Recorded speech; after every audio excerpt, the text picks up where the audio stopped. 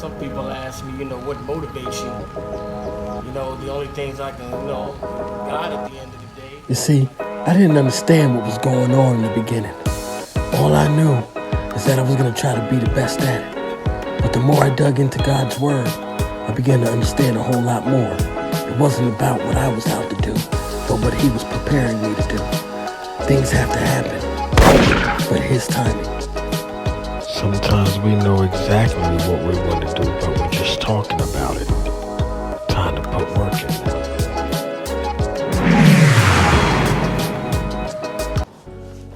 now. I remember when this guy gave me this hat, man. He didn't know me from a hole in the wall. And I mean, mind you, this was an area that if you say something to somebody, you either want to, cop something on the street or you just, got something going on mentally. But this individual and I had gotten to talking, and I for one, started thinking like, when's he gonna hit me with hit me with something, thinking I had it. But it didn't turn out like that. This man was very intelligent, and he was actually schooling me to a lot of things. And when we ended our conversation, we stood there and talked for maybe about 45 minutes, maybe an hour. I was headed somewhere, and he was actually doing some work in one of the buildings next door. And it was a very good encounter. He ended up giving me this hat, and I looked that man in his eye, and I told him, I said, I'm gonna wear this, so this turned into my favorite hat. It was a very humbling experience for me. Made me think about what God did.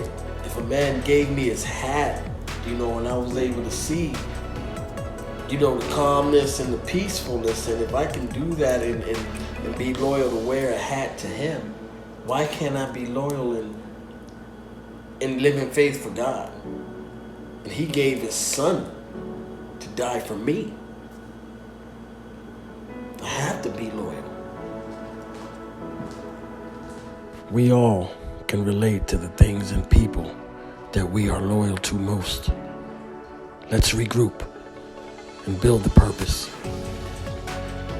Brothers and sisters, think of what you were when you were called.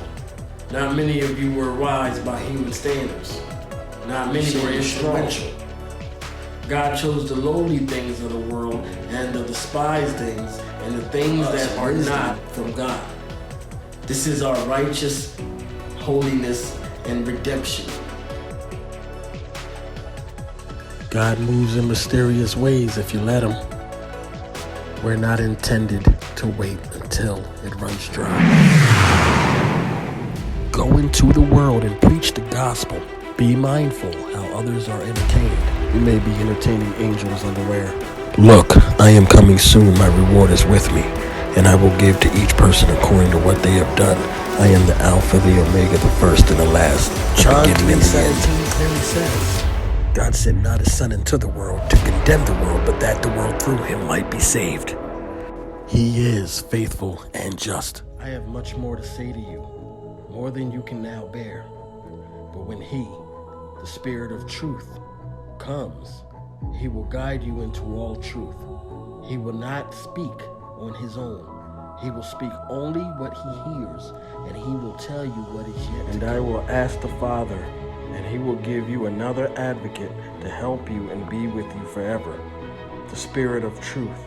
The world cannot accept him because it neither sees nor knows him, but you know him, for he lives with you and will be in you. Doing our own thing will remind us how really bad the storm will get. But John 33 says, I have told you these things so that in me you may have peace. In this world you will have trouble, but take heart. I have overcome the world.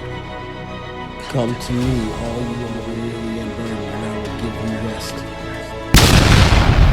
Indeed.